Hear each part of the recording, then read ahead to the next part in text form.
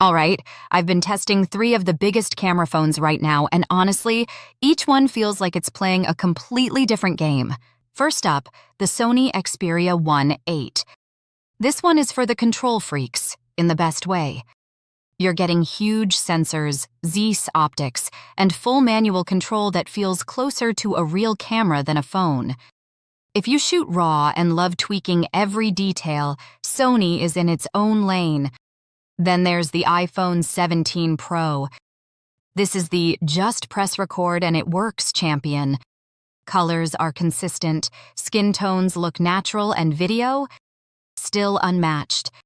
ProRes, Dolby Vision, it's basically the safe pick for creators who want reliability over experimentation. And finally, the Google Pixel 10 Pro XL. This one is all about AI magic.